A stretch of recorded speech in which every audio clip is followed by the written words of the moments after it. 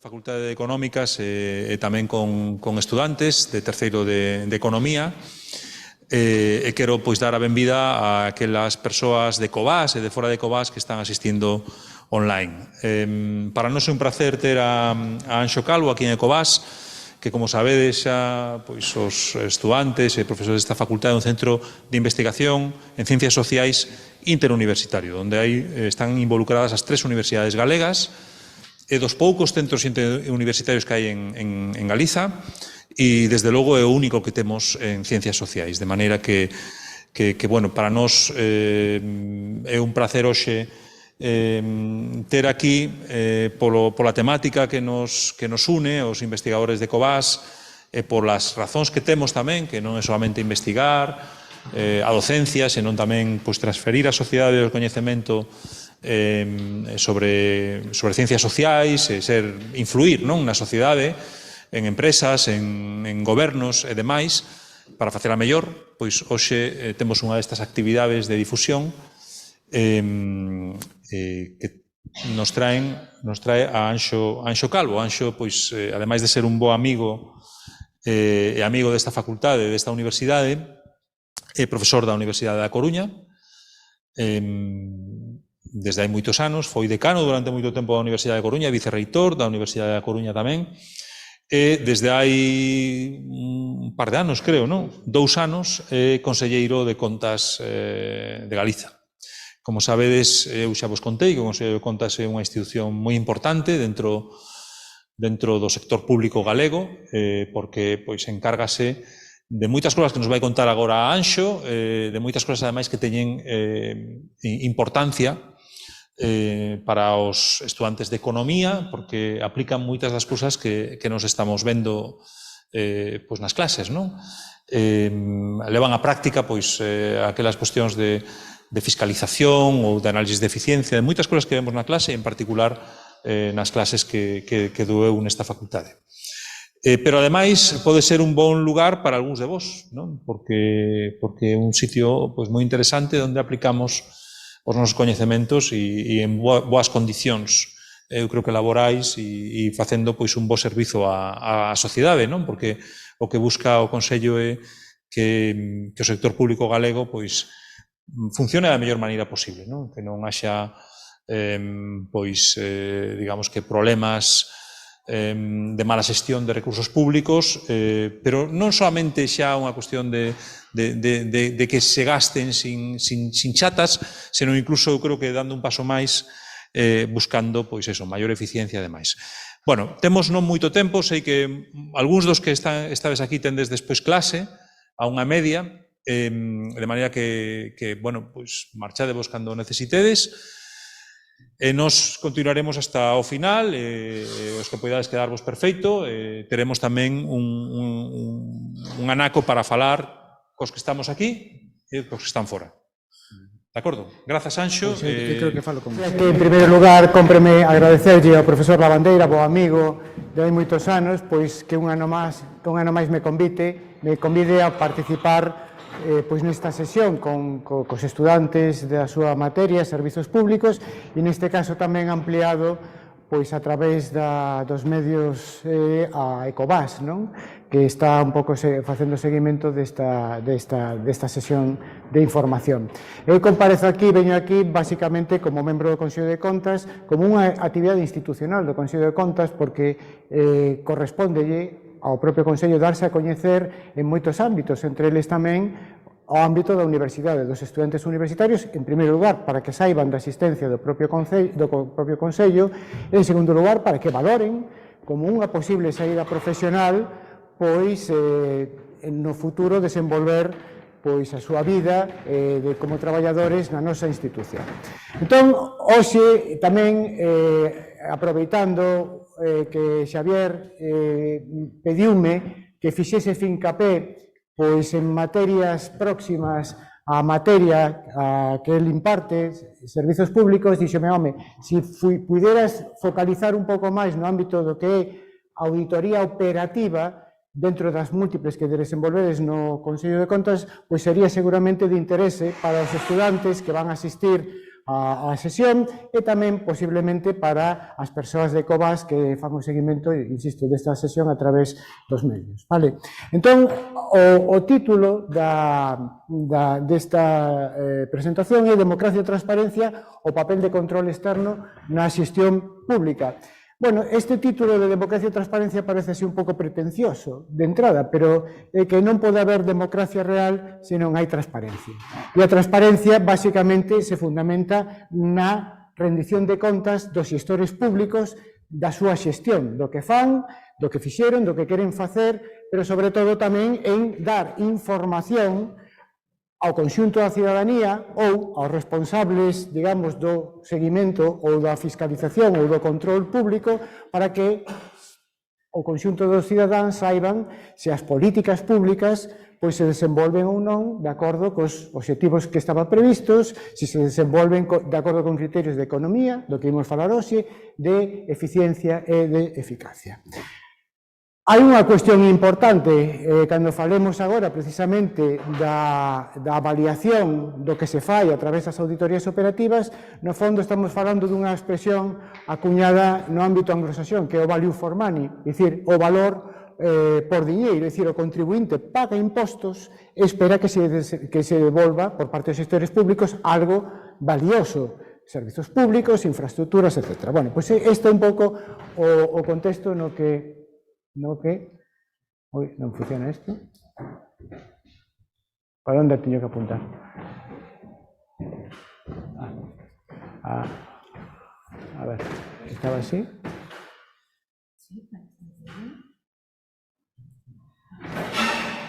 Pues si no puedo pasar por el otro. Voy a volver mucho. Si no paso Adiante, sí. Ben, entón temos aquí un pouco o desenvolvemento desta sesión. Unha breve introducción, é unha sesión un pouco ambiciosa, porque quero presentarvos ideas básicas sobre fiscalización pública, quero presentarvos algo relativo ao que facemos no Consello de Contas, e isto me vai obrigar a ir con grandes ideas, tampouco pensedes que vou pararme especialmente en ninguna delas, porque senón non daría tempo. Entón, a primeira cuestión que eu creo que hai que matizar ou comprender é que eu pertenzo a un órgano de control externo. E o concepto aquí central é control externo. Eso significa que hai un control externo, pero tamén hai un control interno. E estamos falando dentro do ámbito das administracións públicas. Entón, a primeira distinción que hai que facer é aquel control que se exerce desde o interior da administración pública por parte duns colectivos específicos, non? Que serían os órganos de control interno, así, xenéricamente, os interventores das administracións públicas. Entón, estes profesionais o que fan é, de alguma maneira, fiscalizar o gasto público, os ingresos públicos, desde o propio interior. Por iso se chama control interno da institución, pero sen participar directamente no desenvolvemento normal dos expedientes de ingreso e dos expedientes de gasto. Entón, dentro desta idea de control interno, englobaríamos o que sería tradicionalmente a función interventora, o que fan, digamos, os interventores, as fiscalizacións previas, por poñer un exemplo. Logo, o control financeiro permanente, que é unha serie de actuacións que se desenvolven a marxe do que sería propiamente a función interventora clásica para asegurar realmente a legalidade e a eficiencia e eficacia de todo ese gasto ou de todas as accións que se desenvolven e, finalmente, como ferramentas as auditorías públicas. Iso sería as tradicionais funcións que desenvolven dentro do ámbito do control interno, insisto, desenvolvida desde o interior da propia institución. Por exemplo, se falamos dentro da Xunta de Galicia, o noso goberno autonómico, dentro da Consellería de Facenda e Administracións Públicas, existe o que se chama a intervención xeral da Comunidade Autónoma. Pois a intervención xeral da Comunidade Autónoma tería as funcións específicas de control interno. E logo estamos os órganos de control externo, que non estamos no interior da institución que queremos controlar ou que queremos fiscalizar. Sería como poñer o foco desde fora sobre a actuación que desenvolve a institución. E nós o que facemos é, de alguma maneira, someter a esa institución, que no ámbito de Galicia, no ámbito do Consello de Contas de Galicia, ao que dedicarei a parte final da miña intervención, pois sería basicamente estudar si as contas públicas, as contas que se presentan por parte das administracións recollen a imaxe fiel do patrimonio, a actividade económico-financeira, se a actividade das administracións se desenvolve de acordo co criterio ou co principio de legalidade, se cumpre a normativa que lle é de aplicación, e logo, finalmente, tamén se a actuación da xestión pública se desenvolve de acordo cos principios de economía, eficiencia e eficacia. E nós plasmamos a nosa actuación en forma de informes de fiscalización. Ben, entón, o primeiro que temos que ter en conta, que seguramente estades familiarizados polos vosos estudos, entre outras nesta materia, cales son os tres principios básicos de xestión pública, que sería o principio de economía, o principio de eficiencia e o principio de eficacia. Bueno, aí están, en principio, en distinta orde, por eso tanto ten, non? Vou empezar polo principio de eficiencia. Non vou pararme demasiado porque seguro que o coñecedes. O principio de eficiencia pon en relación o que se consegue a partir dos inputs ou dos medios que se aplican. É dicir, seremos moi eficientes se conseguimos un elevado nivel de resultado a partir dos inputs ou dos esforzos ou dos medios que se aplican. De alguna maneira, isto se sintetiza moi ben esa ratio, resultados conseguidos sobre inputs aplicados. O principio de eficacia ten que ver, sobre todo, co nivel de cumprimento dos obxectivos. Todas as políticas públicas, os programas de gasto, as actuacións, os proxectos, etc., todos teñen uns obxectivos que se formulan a priori. Entón, seremos eficaces sempre cando cumpramos en maior medida eses obxectivos que se definiron previamente a implantación. Entón, a eficacia ten que ver co grado de cumprimento dos obxectivos. E, finalmente, a economía, basicamente, responderemos ao principio de economía si no desenvolvemento das actuacións de xestión pública intentamos minimizar o custo dos recursos. Está vinculado ao custo dos recursos. Entón, este principio de economía basicamente se centra en poder dispoñer no momento oportuno dos recursos en cantidade e calidade previstas, adecuadas, e ao menor prezo ou custo posible. De acordo? Estes serían os tres principios clásicos, tres principios que están consagrados incluso nas normas legais, por poñer a Constitución española, non? Como referente do marco da arquitectura xurídico-política no Estado español. Pero, ademais destes principios de economía, eficiencia e eficacia, a xestión pública foise ampliando e foise enriquecendo con outro tipo de principios. Temos o principio de efectividade, un pouco relacionado co impacto sobre a poboación das políticas públicas, o principio de equidade relacionado co acceso aos servizos públicos por parte dos colectivos máis desfavorecidos, o principio de excelencia vinculado coa calidade dos servizos públicos e co papel que prestan as administracións en termos de disponibilidade, de proximidade, de participación da cidadanía, etc. Por suposto, hoxe por hoxe a xestión pública tamén está sometido a un principio de sustentabilidade ambiental. Xa non vou pararme porque todos entendedes, paridade de xénero, unha das cuestións que se valora hoxe en que medida esa xestión pública é respetuosa con integrar colectivos, non só homes e mulleres, senón outro tipo de colectivos de acordo con este criterio, non? Evolución sustentable, é dicir, se somos capaces de manter no tempo servizos públicos, etc.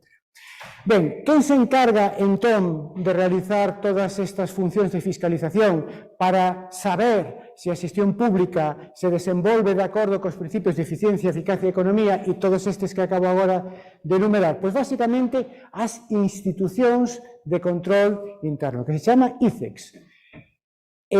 Dentro do noso contorno, podemos distinguir tres distintos niveis. Son niveis complementarios, non existe unha xerarquía de niveis. É dicir, non é que o nivel autonómico estea sometido ao nivel do Estado e o nivel do Estado estea sometido ao nivel da Unión Europea. Non, son institucións que actúan ao mesmo nivel, digamos, non hai esa dependencia, colaboran, eso sí que é certo, o Consello de Contas pois, pode desenvolver actuacións en colaboración co Tribunal de Cuentas de España e o Tribunal de Cuentas de España co Tribunal de Contas da Unión Europea, por exemplo.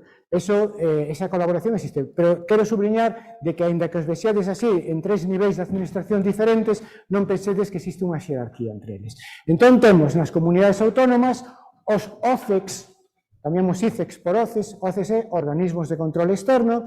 Todas as comunidades españolas teñen un organismo de control externo, AGAS, creo que recordar que é Cantabria, AGAS Cantabria, AGAS Extremadura, AGAS Murcia, La Rioja e as cidades autónomas de Ceuta e Melilla. De acordo? Entón, quen controla todo isto nestes casos? Pois directamente o Tribunal de Cuentas de España. Actúa aí o Tribunal de Cuentas. No resto, pois actuará en Galicia Consello de Contas, en Andalucía Cámara de Cuentas, en Cataluña Sindicatura de Contas, en Euskadi o Tribunal Vasco de Cuentas, etc. Cada comunidade autónoma, coa excepción que vos acabo de dicir, ten o seu órgano de control externo. Para controlar a Administración Xeral do Estado, a actuación da Administración Xeral do Estado e, ademais, a actuación das administracións autonómicas onde non existe explícitamente un OCEX, estaría o Tribunal de Cuentas, que ten a súa sede en Madrid e que actúa con este ámbito de traballo. E logo, a nivel europeo, teríamos the European Court of Auditors, o Tribunal de Contas Europeo, que fiscaliza, basicamente, os programas das institucións da Unión Europea. De acordo? Isto sería un pouco como está estruturado as institucións de control externo dentro da Unión Europea, o Estado español e as comunidades autónomas. De acordo? Ben, entón, cal é o ámbito de actuación dunha institución de control externo? No noso caso, do Consello de Contas. Pois, en xeral, calquera asunto que sexa relevante en función da responsabilidade dos xestores das entidades do sector público, estamos falando sempre de entidades do sector público, e sobre todo naquelas cuestións que afecten ao uso apropiado dos fondos e dos bens públicos. Podemos actuar tanto sobre cuestións de ingresos como sobre cuestións de gasto. E quen son os entes fiscalizados? Pois, en principio, todas as entidades que operan dentro do sector público, que utilizan ingresos públicos para prestar servizos. Gasto público. Entende gasto público, todo aquel que está incluído nos orzamentos. Básicamente, gasto público orientado a prestar servizos aos cidadáns. Por iso era o que vos dicía ao principio. É dicir, o cidadán, a hora de exercer o seu dereito, por exemplo, ao voto, debe saber se os xestores están desenvolvendo a súa actividade de acordo con estes principios que acabamos de comentar. E para iso é fundamental que esa cidadanía teña información. E non só que teña información, senón que teña información fiable. É dicir, que alguén, neste caso, un organismo de control externo, lles diga exactamente se esa información que emite a institución pública é de fiar. Por exemplo, se é fiable. Saber se se entende, se se comprende, ter claro que cando nos poñen unhas contas anuais dunha institución pública, reflicten a investigación do patrimonio, a evolución da actividade económico-financeira, etc.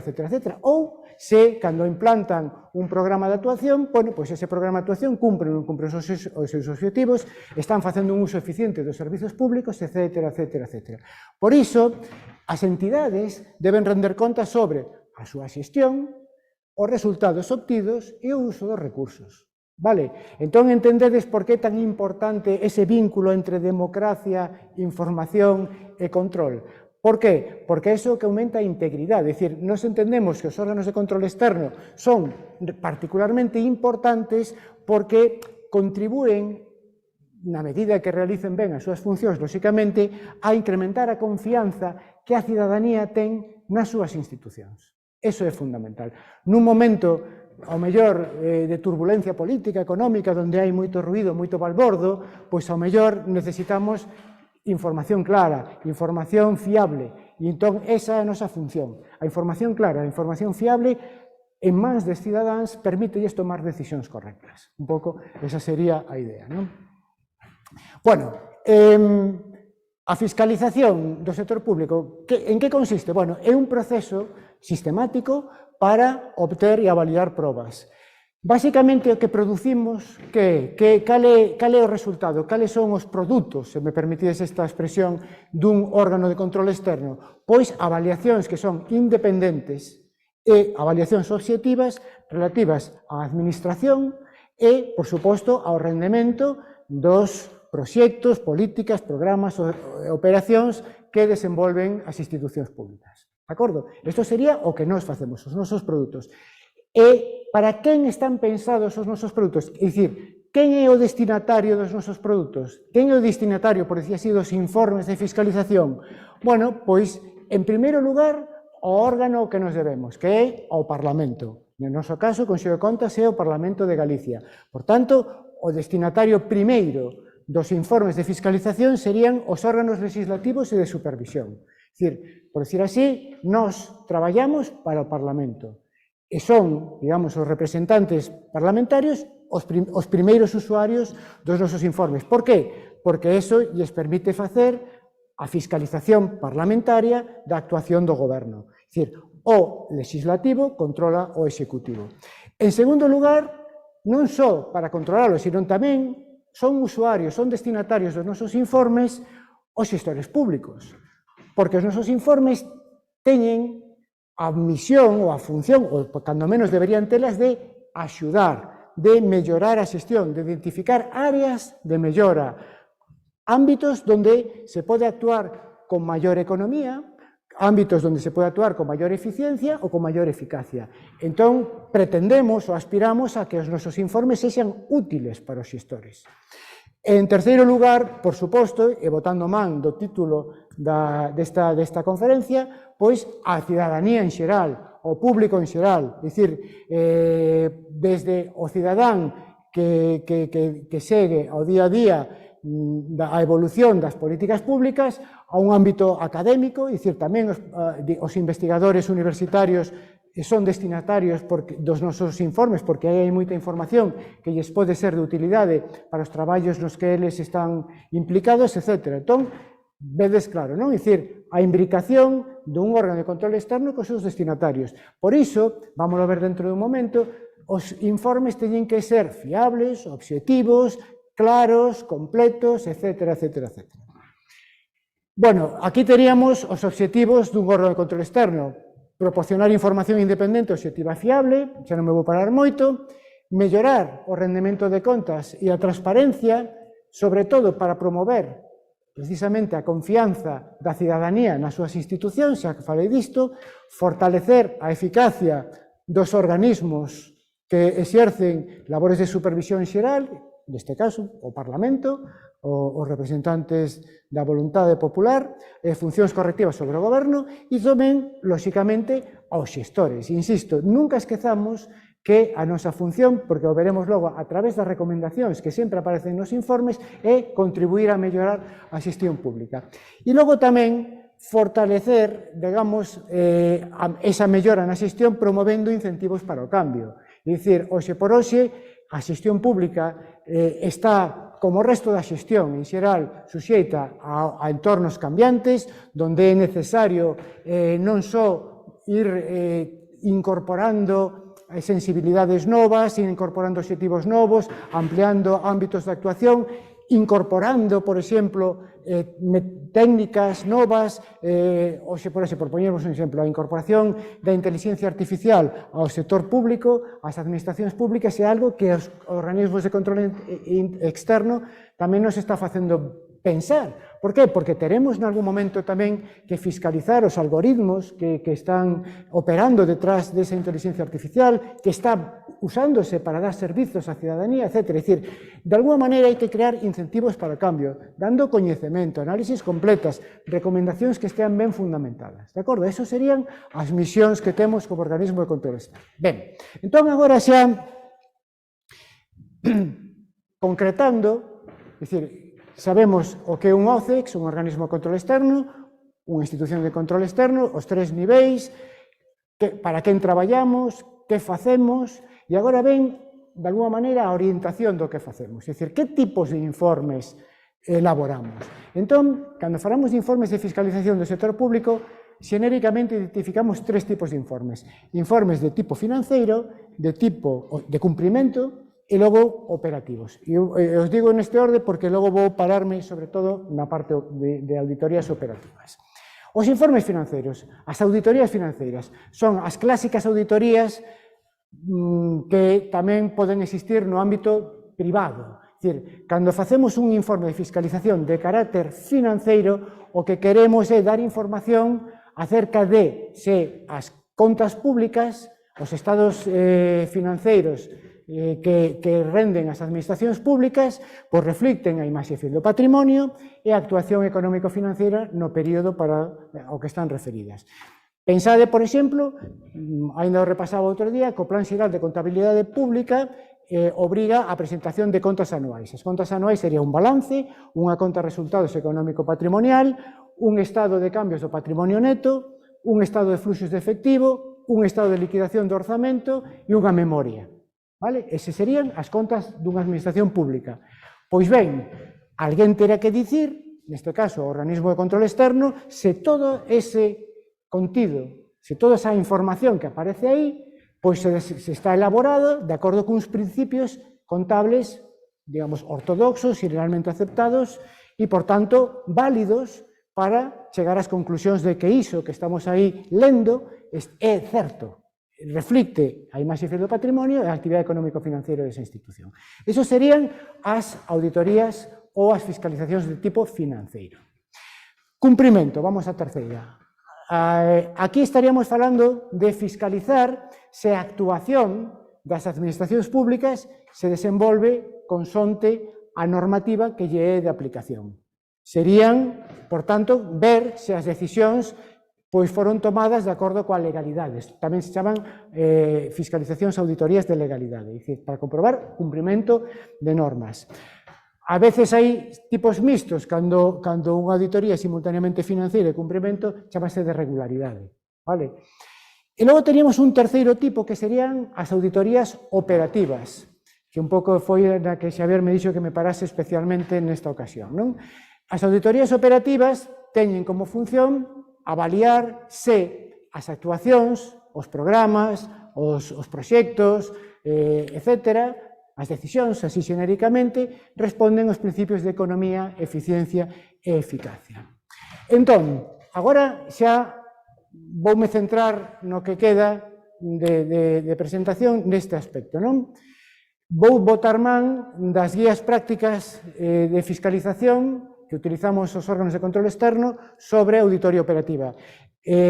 O traballo de fiscalización é un traballo tremendamente regulado. É dicir, os profesionais da auditoría e da fiscalización pública emiten normas para garantir precisamente que os procedementos son robustos, porque aquí, neste caso, o procedemento tamén é importante para garantir a fiabilidade dos resultados. Entón, a auditoría, como a investigación, pois, de alguna forma, responde a unhas formas de facer. Non? Entón, para un pouco o resumo que vos vou facer, responde a esta idea, a ver que é o que din as guías prácticas de fiscalización de aspectos básicos sobre as auditorías operativas.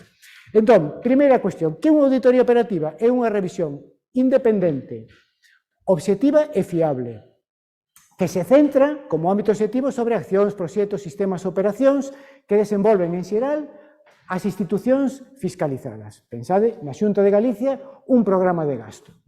Vale?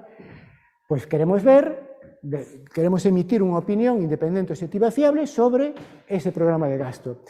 E as preguntas clave, sintéticamente, que nos facemos nunha auditoría operativa é se estamos operando, se eses programas de gasto, esas actuacións, eses proxectos se desenvolven de acordo cos principios de eficiencia, economía e eficacia, ou eficacia, e, sobre todo, se existe marxe de mellora. Lembro, non só queremos dicir o que é mellorable, sino que tamén queremos colaborar co xestor público para que se mellore. Entón, imos facer recomendacións neste sentido. Entón, que queremos? Mellorar economía, eficiencia e eficacia, queremos contribuir a unha mellor gobernanza do público, da res pública, queremos nun intento de mellorar a transparencia que mellore o proceso de rendición de contas e, finalmente, incrementar vía transparencia a cultura de integridade e a confianza da cidadanía nas súas institucións. Aparece outro concepto que ao mellor vos soa nalgúnha clase, que é a auditoría operativa, que é o que facemos propiamente os OCEs coa avaliación de políticas públicas. Conceptualmente non son o mesmo. E aí un pouco, para intentar, recoméndovos este traballo de Garde, López, Genaro, bueno, son persoas vinculadas ao mundo do control externo, pero tamén ao mundo da universidade. Entón, establecen unha metodoloxía de auditoría operativa con orientación avaliadora, e entón hai unha parte onde di, bueno, unha cousa auditoría operativa e outra avaliación de políticas públicas. Fixadevos, moi doado, é dicir, a auditoría operativa céntrase nos resultados, entendendo que os resultados son os efectos inmediatos, directos e a curto prazo en termos de economía, eficiencia e eficacia das actuacións públicas. Por tanto, resultados concretos, a curto prazo e directos. Mentres que a avaliación das políticas públicas fala da pertinencia das políticas e dos programas de actuación, e pertinencia é, digamos, a correspondencia, a caída entre os obxectivos dunha política pública e as necesidades ás que pretende atender. É dicir, esta política, este programa, esta actuación se corresponde, se comparece ben coas necesidades que pretende cubrir, con aquilo que pretende atallar, co problema que pretende solventar. E logo, ademais disto da pertinencia stricto sensu, tamén a avaliación de políticas públicas céntrase nos impactos adecuados. É dicir, xa non estamos falando de resultados, efectos inmediatos, directos e a curto prazo. Os impactos son efectos retardados e a longo prazo. E os impactos poden ser consecuencia, lóxicamente, das políticas públicas, pero de máis factores. Entón, aparece aquí unha... Ui, que mal se ve isto. Bueno, é unha... Así, sí. Este gráfico, que é un modelo lóxico sobre auditoría operativa, o saquei desta fonte, bueno, no PDF, clicando, ides directamente ás ligazóns. Bueno, pode valer. Está en inglés, se non entendedes así, que saibades que está en inglés, porque o saquei precisamente do Tribunal Europeo de Contas, European Court of Auditors, e na web, se estades interesados, ten esta parte da súa web que se chama Aware, donde dá unha información moi ampla de como o Tribunal Europeo de Contas está afrontando tanto as fiscalizacións de tipo financeiro como as de legalidade ou de cumprimento e as operativas. Entón, aquí, eles o que poñen é, dicir, hai unhas necesidades, a ver se podo, con isto, e aquí, non? Perfecto, sí. Bueno, sí, me vale. Podemos ir anterior, non, podemos ir anterior, me movín eu. Están as necesidades, logo hai obxectivos, que son globales, inmediatos, operacionais, etc. E entón, fixadevos, a vinculación das necesidades cos obxectivos determina a pertinencia, que falábamos antes, a coordinación, a boa relación e a pertinencia das políticas públicas. Logo aquí, hai os inputs, os recursos que se utilizan para desenvolver esas políticas públicas, hai os procesos, que son as propias políticas públicas feitas realidade, e logo temos o que chaman en inglés os outputs, os resultados inmediatos dos que falábamos antes. E logo, a partir de aquí, aparecen, en inglés, o que teñen distintas palabras para referirse a resultados en distintos ámbitos. Eles falan de outputs, de outcomes, de impacts e de results, non? Entendede que isto sería máis inmediato, máis a corto plazo, e os outcomes, que incluen os impactos e os resultados propiamente ditos, serían máis diferidos no tempo e máis a longo prazo, non?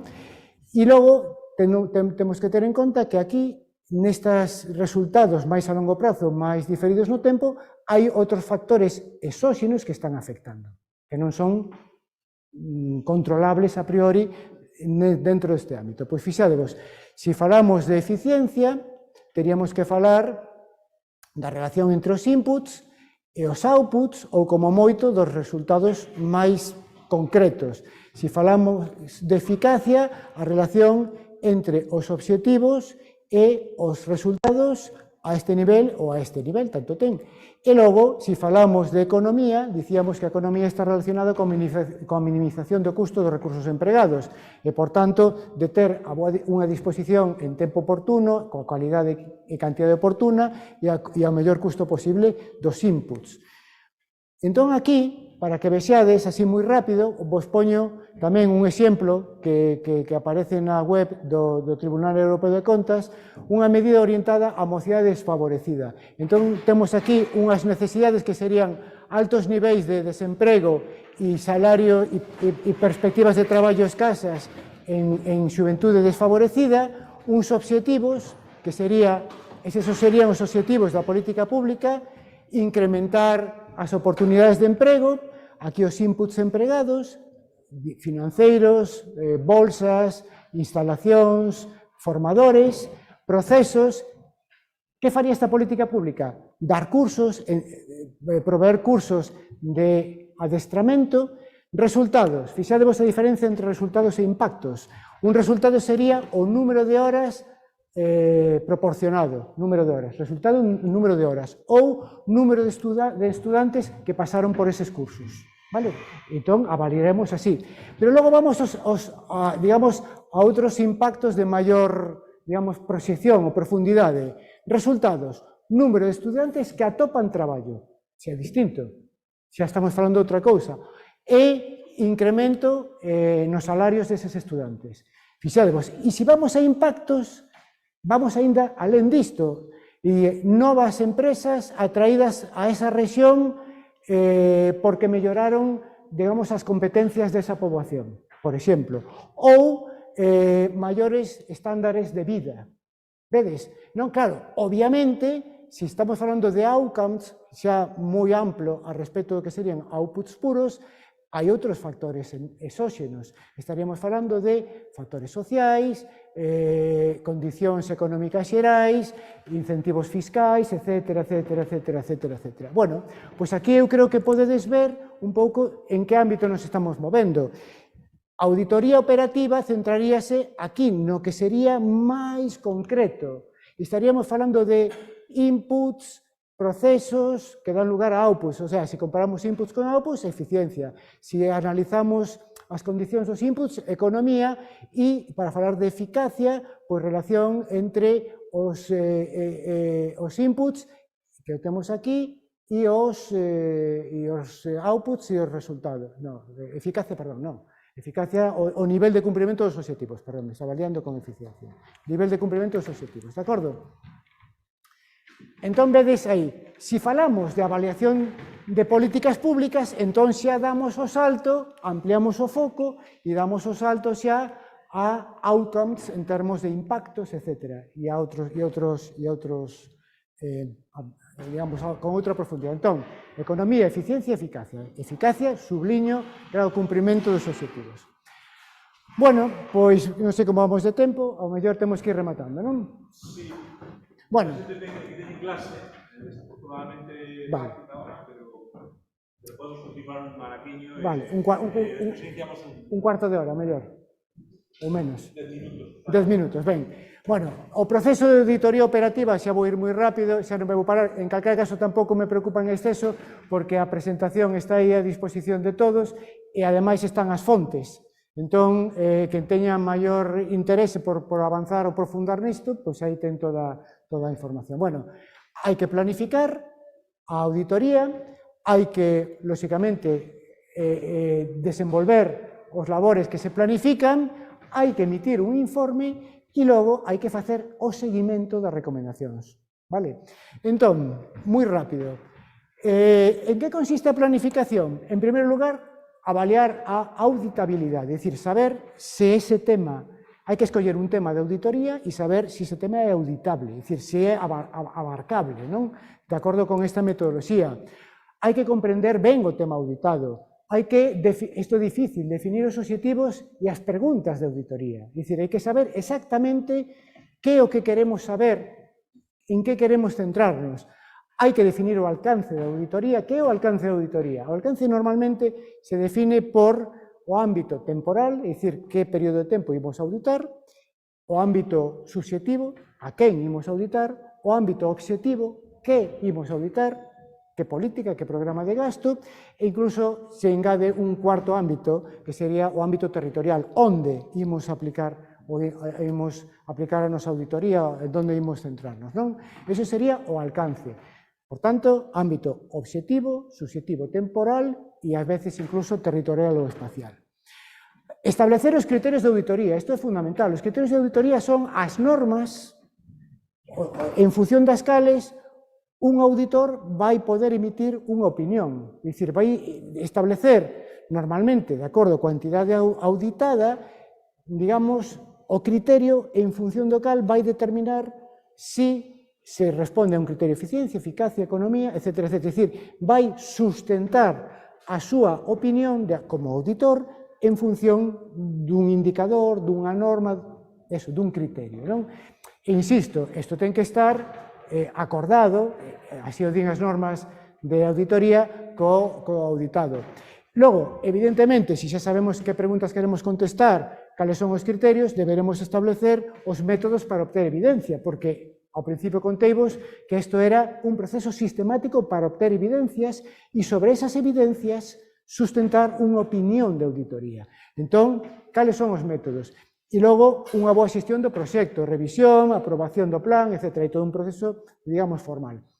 A min este tema da auditoría operativa, e isto un pouco xa falando máis no ámbito de Covas, me resulta cómodo porque no fondo sería unha metodoloxía de investigación clásica, é dicir, o que pasa, digamos que os procesos son basicamente os mesmos, pero, digamos, o contido do traballo polas especificidades do traballo de fiscalización un pouco distinto. Pero metodolóxicamente falar do método científico aplicado nas ciencias sociais e o método de auditoría, neste caso, podemos dicir que son como dúas gotas de auga, non? Bueno, execución.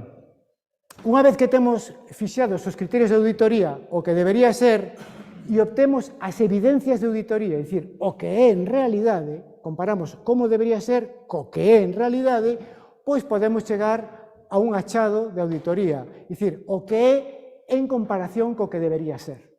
E a partir dese achado de auditoría, nos podemos fundamentar unha conclusión, podemos fundamentar unha opinión, é dicir, determinar as causas e os efectos dos achados para desenvolver unhas conclusións. É dicir, e as conclusións esencialmente son responder ás preguntas de auditoría de acordo cos criterios que marcamos na fase de planificación.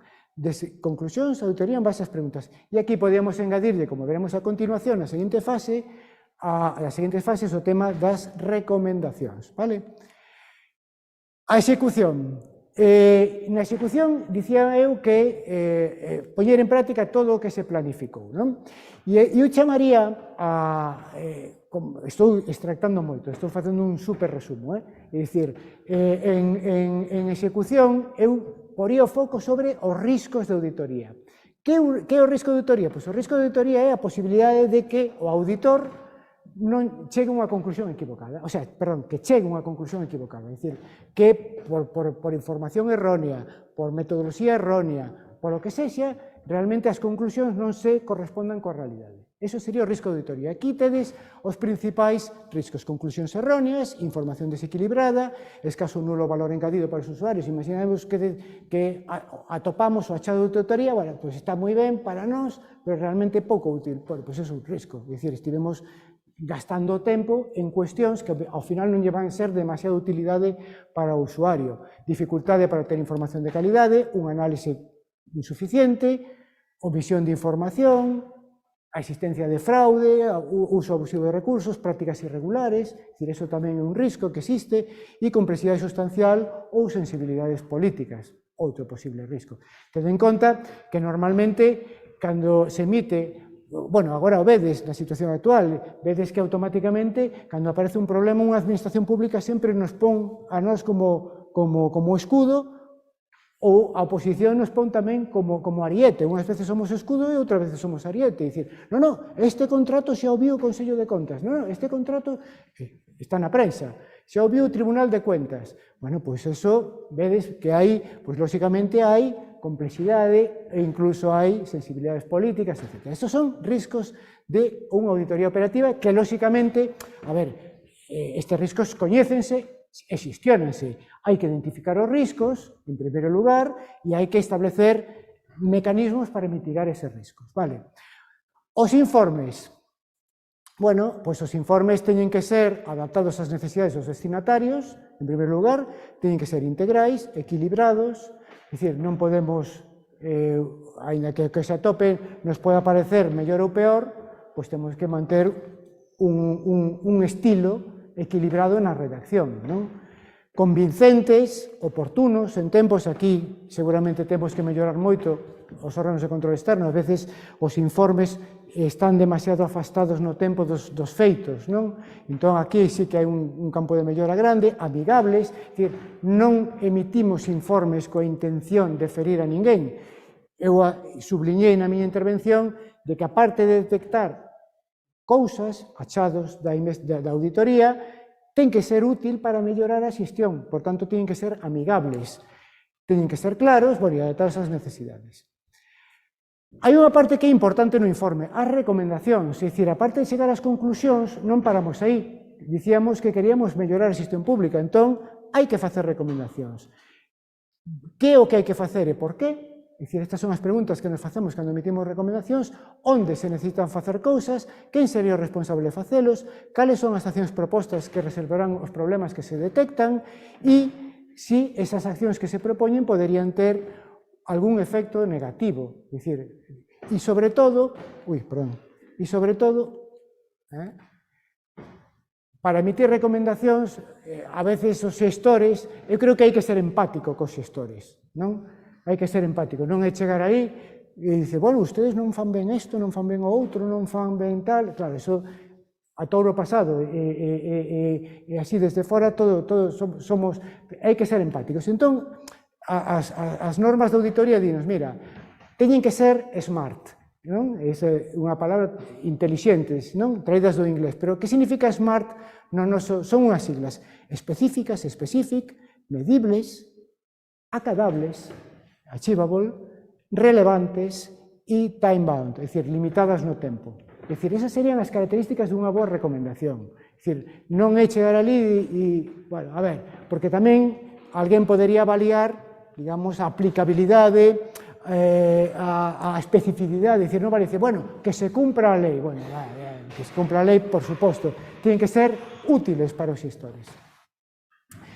E logo teríamos o seguimento, e aquí, bueno, seguimento de que? Pois seguimento das recomendacións, é dicir, nós emitimos un informe de auditoría, ese informe pasa por moitas fases, por moitos controis, control de calidade, etc., pero logo, unha vez que se entrega o informe ao Parlamento e se entrega o informe ao xestor, pois faiselle un seguimento pasado un tempo. É dicir, que é o seguimento? Bueno, pois valoramos co xestor, coa institución, en que medida foi seguindo as recomendacións. É dicir, usted seguiu esta recomendación, se seguiu, que resultado lle está dando, e se non a seguiu, por que non a seguiu?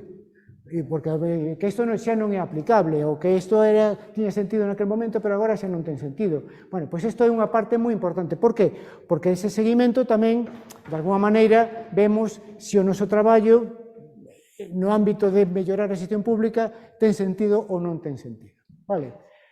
Bueno, e agora xa en 2 minutos vería a parte de presentación do Consello de Contas, non me vou estender moito, porque, bueno, como dicía Xavier, teño entendido que xa vos falou un pouco da nosa institución, é un órgano estatutario, é dicir, aparece no propio Estatuto de Autonomía, dependemos directamente do Parlamento de Galicia, os conselleiros, somos 5 conselleiros e somos designados polo Parlamento de Galicia. Temos como 3 funcións principais, fixadevos, 3 funcións principais. Unha na que me centrei hoxe, de forma exclusiva, que sería a fiscalización, xa non vou pararme.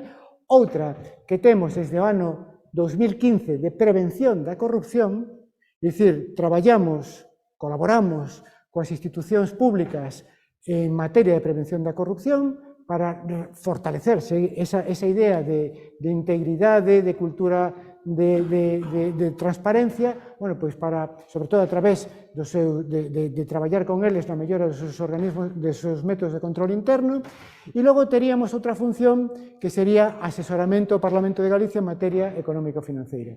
Eu, a verdade, desde que estou no Consello, desde hai 2 anos, esta terceira, de momento, non nos foi reclamada polo propio Parlamento. É dicir, esta é a demanda do Parlamento.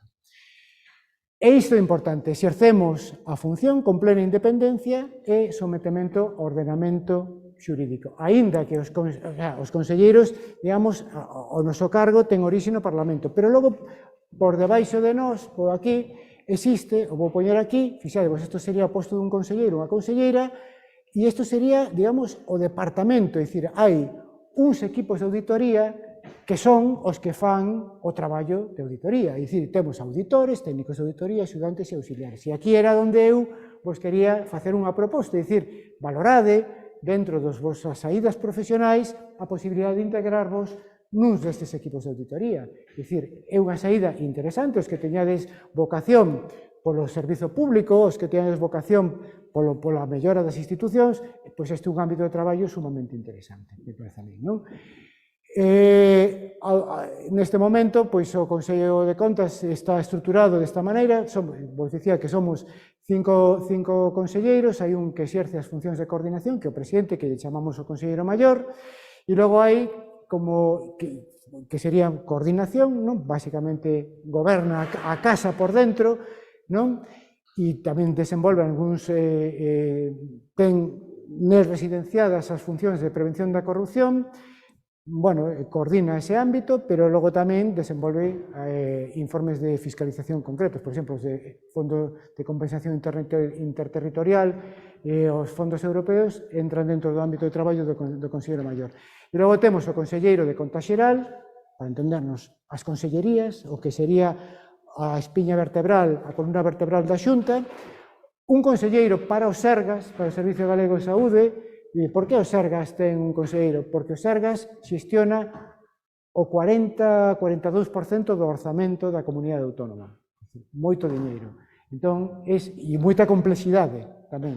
Entón, iso anima a que haxe un departamento exclusivamente para os Sergas. Logo, hai, para o sector institucional, o Consello Institucional son eu, quen vos fala, que basicamente fiscaliza todo o que son o sector, digamos, público que está fora do que é a Xunta propiamente. Que se integraría aí? O sector público autonómico, quero dicir. Pois estarían as axencias, estarían os entes públicos empresariais, os consorcios, as sociedades mercantis públicas, as fundacións públicas, etc. Pois, por exemplo, o IGAPE, por exemplo, o INEGA, por exemplo, Portos de Galicia, por exemplo, Augas de Galicia, bueno, pois todo ese sector institucional entraría dentro do ámbito do meu departamento. En termos de orzamento, un 15-16% do orzamento global da Xunta cada ano. E logo, as universidades tamén están aí, sí. As universidades tamén están aí. E tamén están, xa por dicir, as confrarías de pescadores e as cámaras de comercio. Tamén están aí. E logo teríamos un conselleiro para local, para corporacións locais, diputacións, concellos e entidades locais de carácter inferior. Bueno, pois eu creo que, bueno, habería este orzamento que temos, aquí era un proxecto, pois 8,6 millóns de euros. Isto que costa anualmente está integrado entre os orzamentos da Comunidade Autónoma, isto é o coste que ten para a Comunidade Autónoma, e vedes casi que todo é gastos de persoal. Bueno, unha parte importante son gastos de persoal. Isto é a variación que tivemos respecto do ano anterior. E nada, aquí tedes informes que sacamos, se tiramos o tempo entraríamos en algún deles, pero bueno, en calquera caso están a vosa disposición todos os informes, nese intento de transparencia están colgados na web do Consello de Contas. Entón, calquera que teña interese, aí tedes, por exemplo, en fiscalización a conta xeral, contratación dos Sergas, entes instrumentais, un xeral, o da Universidade da Coruña, a Universidade de Vigo, por exemplo, e hai un moi chulo que vos recomendo que é este de eficiencia das autovías en Galicia. Vale? Que ese é un operativo, unha de operativa. E nada, e aí que tedes tamén, con isto remato, as referencias. Vedes que hai moitas referencias, pero se me permitides, se estades particularmente interesados en temas de normativa, aquí tedes normativa de funcionamento do Consello de Contas.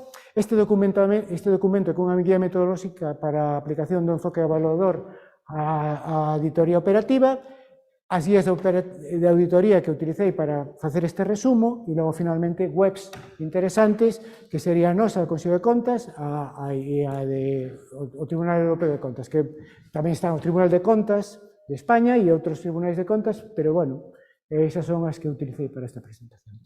E bueno, eu sinto terme pasado un pouquiño, pero... Bueno, primeiro, agradeceros que quedastes aquí, que estades fora de tempo e agora a ver si temos un momento para mellor algunha pregunta, debate e demais. Tamén agradecer a xente que nos está seguindo online. E eu que quería era, bueno, pues agradecerte, por suposto, a Anxo. Eu creo que estivo moi ben esta charla, non? Esta aterrizaxe en moitos temas que nos vemos máis en abstracto, non? Na nosa materia e que aquí os investigadores vemos un pouco... pois eso, pois nosos estudios de forma menos práctica e menos detallada e está moi ben coñecer o que facedes no Consello e eu creo que tamén está moi ben que les saiban os estudantes que nos poden estar seguindo tamén online que hai unha oportunidade de traballo aí, non? Eu, nada, darvos paso un pouco se hai algunha consulta, algo que irades comentar e tamén dar paso a xente que está online, temos un chat aí activo que pode xestionar Susana e tamén os colegas que temos aquí, si queren bueno, pues facer algunha consulta ou algunha pregunta a Anxo. Aproveitade que non moitas veces temos un conselleiro de contas aquí, sí. Espera un segundo que che vou levar para que te podan escutar. A hora de facer os informes e todo, se hai algún campo, que xurda moitos problemas, ou máis problemas que outros, en plan de falta de información ou outros tipos de problemas. Eu, por exemplo, esta pregunta me vale para reflexionar sobre os tipos de fiscalización. Por exemplo, as fiscalizacións financeiras e as fiscalizacións de cumprimento, a planificación, en termos relativos, é breve en relación á execución. Vale? Entón, por qué? Porque aí está como moito máis rodado todo, non? É dicir, por exemplo, unha financiera o traballo típico de comprobar documentos, tal, comprobar contabilización, tal. Pero, por exemplo, cando ti te plantas diante dunha auditoría operativa, non? Como estas que contei, o período de planificación, tamén en proporción, é moito máis longo en relación ao de execución. Por qué? Porque é difícil. Ti ten en conta que auditamos desde as autovías ata a Sociedade Anónima do Xacobeo ou, por exemplo, aos programas de como responden os concellos a recoller xente exiliados da guerra de Ucraína. Fixadevos como cambia a cousa. Entón, cal é o problema? Pois o problema aí é planificar ben, orientar ben o disparo, é dicir, saber formular ben as preguntas de auditoría, saber establecer os criterios oportunos, porque se te equivocas, os criterios, en función do cal determinamos as respostas ás preguntas, e se iso non orientas ben, te equivocarás. Entón, o problema das auditorías operativas é centrar ben o disparo. Claro, logo hai problemas de que a información, o sea, hai deber de colaboración, as entidades teñen deber de colaboración, isto... E hai tamén multas coercitivas, se non colaboran, tamén é certo. Pero, bueno, moitas veces, como supoño que pasa en todos os ámbitos, hai demoras, hai a información que che manden nos formatos que son útiles para traballar con eles. Todo eso que estou contando, ao final, entra dentro do concepto de risco de auditoría, non? É dicir, equivocarte. Entón, por eso che digo que eu creo que o difícil é centrar ben os traballos. Que facemos, alguén pode dicir, ustedes que fan os conselleiros? Cal é o papel do conselleiro? Porque, claro, se o traballo fan os auditores, que fan os conselleiros? Pois mira, os conselleiros, basicamente, o que temos que facer é reflexionar sobre cales son os temas nos que temos que traballar. Punto primeiro, obviamente hai temas que son recurrentes, é dicir, facer o informe financiero da conta xeral, hai que facelo sí ou sí, verdad? Pero, por exemplo, temos que pensar cales son os temas, temos que ser sensibles a esas necesidades da cidadanía, temos que traballar cos auditores na definición das preguntas de auditoría, é dicir, que é o que queremos saber, cal é o objetivo de auditoría, e logo, importante, temos que deixar traballar os auditores con total liberdade. E logo, cando remata o informe, cando os auditores forman un borrador, temos que discutilo con eles, non para influir neles, sino para reforzar, sobre todo, a robustez das evidencias que eles atopan. É dicir, por qué? Porque logo vamos ter que aprobalos nunha sección, nun pleno, entón é moi importante que todo o que aí se diga vaya moi ben armado. E iso un pouco é a función. E os auditores, por suposto, desenvolver o traballo de acordo coas regras de auditoría. Sí, non sei, alguna cousa? María Romero, o traballo que realizades no Consello de... Pois aí. Anxo, ti estás a cargo das auditorías ás universidades galegas. Sí. Que nos podes contar? Estamos nunha universidade pública, funcionan ben, fomos mellorando, porque supoño que son moitos anos de acción do Consello de Contas sobre nós, non? Pois eu sobre isto, esta pregunta non estaba preparada, pero está ben, porque sempre hai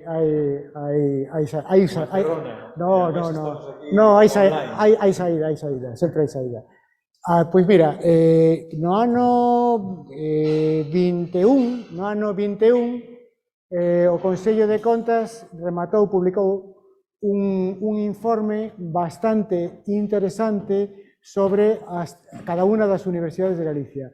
Levaban tempo sin facer, o ano 21 é anterior á miña incorporación, que foi no 22, levaban tempo sin facer un informe das universidades, e a verdade é que eu simplemente, como di, polos seus feitos os coñeceredes, quen teña interés que vexe o informe que se publicou no ano 21 e que agora dame pé para entroncar con algo que falei aí, chegará un momento de seguimento das recomendacións. É dicir, creo recordar que neses informes, unha por cada universidade, se fan unha auditoría moi profunda en 9 áreas, desde control interno, mecanismos de contratación, xestión de persoal, etc.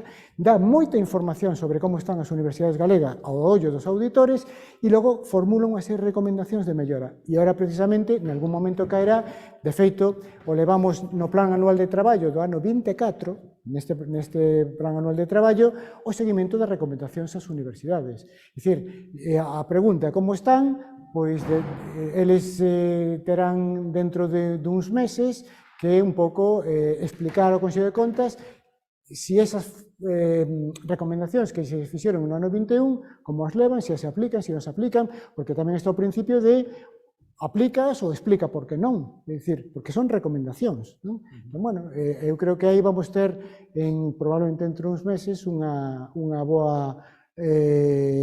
un criterio bo para responder a esa pregunta, é dicir, se lles foi útil, se non lles foi útil, etc. Pero, insisto, este tema está tratado nun informe específico do ano 21 e eu creo que é un informe feito con moita profundidade. Ben, non sei se queredes... Espera un segundo.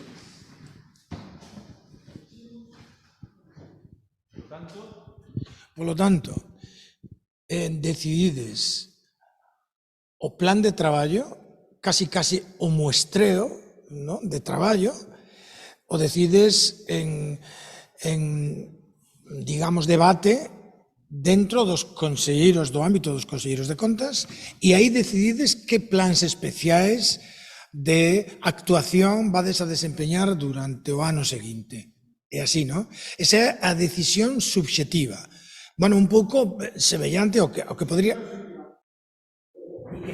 Isto é, vale, de maneira que os 5 conselleiros, conselleiro maior e os 4 conselleiros, vos reunides... Colexiadamente, aprobámoslo todos.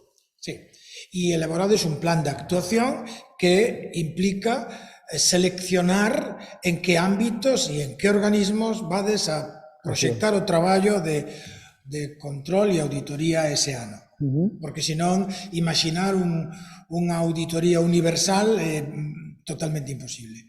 E segundo, que carácter imperativo ten o conxunto dos informes e recomendacións Tribunal do Consello de Contas. Mira, sobre a planificación da que hoxe non falei, hai un plan estratégico que é un plan plurianual de actuación do Consello de Contas. Precisamente foi aprobado a final do ano pasado para os próximos, hasta o ano 28. Temos un plan para o ano 28, que máis ou menos coincide co mandato dos actuais conselleiros, non? Dos 5 conselleiros que estamos agora, hai un plan que coincide máis ou menos cos mandatos de todo. E entón, isto nos dá, digamos, unha perspectiva plurianual sobre cales son os temas nos que vamos traballar durante todos estes anos. Lóxicamente, o que definen os temas de auditoría son as áreas de risco, esencialmente. Hai áreas de risco, por exemplo, cando facemos auditorías de cumprimento, unha área de risco é a contratación, non? Entón, bueno, pois aí, porque detectamos, pois vai haber traballos en materia de cumprimento en contratación.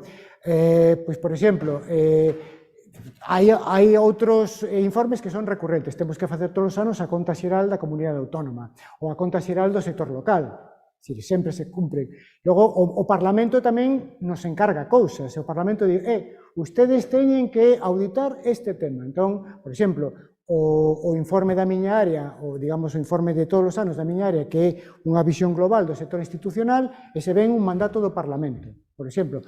E agora o Parlamento tamén, en temas de sanidade, é moi activo. Entón, promove moitos informes en materia de sanidade. Bueno, entón, basicamente, digamos, os intereses da cidadanía nos chegan ou directamente pola cidadanía, cando nos fai comunicacións, que antes chamamos denuncias, agora chamamos comunicacións, tamén poderíamos sacar informes de auditoría a partir desas comunicacións. Entón, a partir de aí, esas son as fontes. Facemos, por tanto, a iniciativa do propio Consello, a iniciativa do Parlamento, informes en combinación co Tribunal de Cuentas, tamén. Por exemplo, agora dentro da miña área, vamos a sacar un sobre vivenda pública, que é desenvolvido en colaboración, o sea, está no plan deste ano desenvolvido co Tribunal de Cuentas de España, non?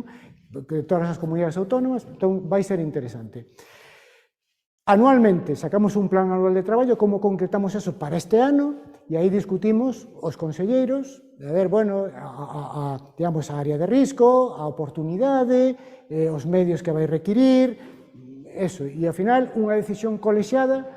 Desde que estou, ou sempre por unanimidade, sacamos o plan anual de traballo. Entón, eso xa nos permite organizar, digamos, dentro de cada unha das áreas, pois o que facemos. E logo, a partir de aí, traballan os auditores, porque no plan anual de traballo non só se determina cal é o tema, sino, digamos, o ámbito subxectivo, obxectivo e temporal e os obxectivos da fiscalización. E logo, a partir de aí, hai que elaborar unha memoria de planificación, que ás veces se concretan unhas directrices técnicas, etc. E logo traballan os auditores. Entón, iso é un pouco a vida dun informe. Logo, se elabora o informe e volve de novo a sección de fiscalización, onde estamos os conselleiros. E logo os conselleiros o debatimos os resultados da fiscalización. E aí, se hai conselleiros que plantean algún tipo de dúbida, aí é onde nos fortalecemos para extremar. Hai un conselleiro relator que leva ese informe á sección e explica como se fixo, que se fixo, porque se hai algún conselleiro, mira, esta conclusión eu non a vexo clara e tal, e entón é onde falas co teu auditor para reforzar, o sea, para que sustenten evidencias esa conclusión. E da conclusión debería sair unha recomendación. A segunda pregunta é que forza ten o Consello de Contas para basicamente, pois é o seguimento. Eu creo que, o sea, todas as institucións que se entran dentro do ámbito de fiscalización teñen deber de colaboración para facilitar información. Pero logo, unha vez que emitimos o noso informe, aí hai unhas recomendacións e logo, cando facemos o seguimento, é onde vemos se eles adoptan ou non adoptan. Teóricamente, non podemos forzalos a que sigan as nosas recomendacións. As nosas recomendacións son recomendacións, non teñen ese carácter imperativo. Ora ben, se non as siguen, deberían argumentar por que non as siguen, pero non son obrigatorias nese sentido, non? Bueno, creo que temos que ir pechando xa. Non sei se hai alguén de Covas que quere facer algunha, ou dos asistentes de fora, non de Covas. Bueno, pois eu quero agradecer moito a Anxo estar aquí, en nome de Covas, en nome tamén, pois, dos alumnos que estiveron aquí asistindo da Facultade de Economía de Vigo. Sei que vas a estar tamén noutras facultades galegas as próximas semanas, de maneira que para nós é un placer terte aquí e que ademais Ecovas teña a oportunidade de transmitir a toda a súa comunidade o vosso importante traballo. Pois eu quería rematar tamén agradecendo a vos porque dentro do plan estratégico do Consello de Contas está a facerse presentes nas universidades, dentro dun público, digamos, académico, tanto profesores como estudantes, e entón é unha oportunidade que facemos en Vigo, xa levamos facendo varios anos, en Coruña e en Santiago, e, bueno, para nós é, a mí en particular, unha satisfacción poder volver á miña casa, non? Que ao final eu son profesor e estou no Consello de Contas. É dicir, esta diferencia entre ser e estar, non? Moitas gracias. Gracias.